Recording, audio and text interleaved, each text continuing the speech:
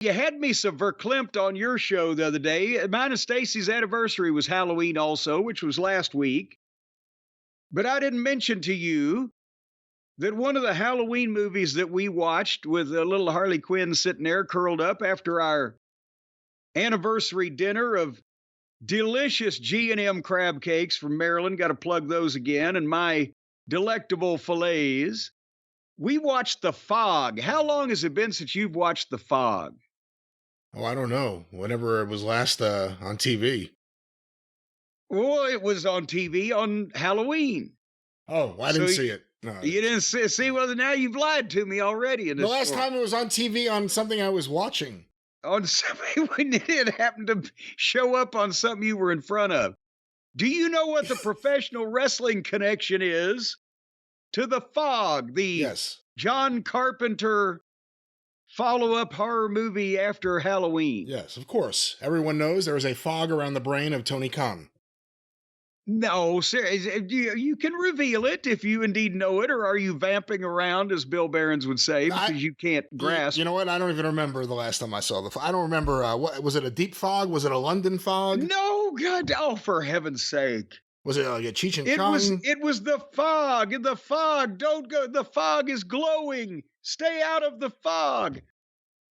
You're there in Northern. Is it Los Angeles? No, that's methane gas that's and air smog. pollution. Yeah, that's smog. Smog. It's Northern California. It's a coastal town. It's the radio station, the local radio station there is on the air from like 6 o'clock in the evening till like 1 in the morning. More on the owner of the radio station in a minute. And they're having a big Founders Day celebration. More on this the owner. Small little inlet town. It's right on the coast there. And suddenly, the night before they're going to have this, a fog rolls in, a very mysterious looking fog, and strange things begin happening. And the owner of the radio station, when all the power goes out and the fog infiltrates the power systems and blows the telephone lines and everything, the radio station is the one that's transmitting from the lighthouse that can tell the people in town to stay away from the fog.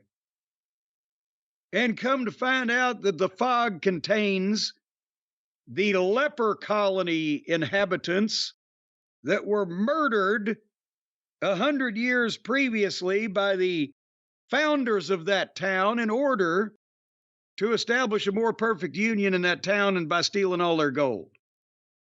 And they came back to get the fucking gold. But the owner of the radio station and the DJ was Adrienne Barbeau. Well, that was John Carpenter's wife. Yes. And that's the wrestling connection right there. Bingo! And even Stacy, who is a native of Northern California, was not aware that what was that her first television? It had to be her first television job. Yeah.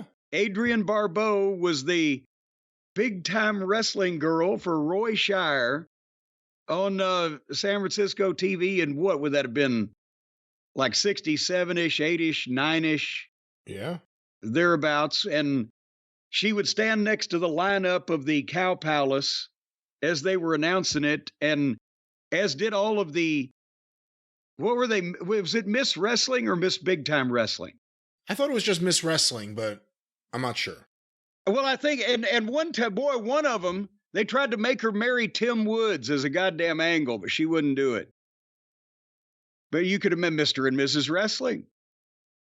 Could have even put it on their driver's license. But anyway. But she has said in interviews that working with Roy Shire made it easy to work with B. Arthur. And also, for that matter, to work with fucking leper colony inhabitants coming back from beyond the grave to take their gold back. Anyway,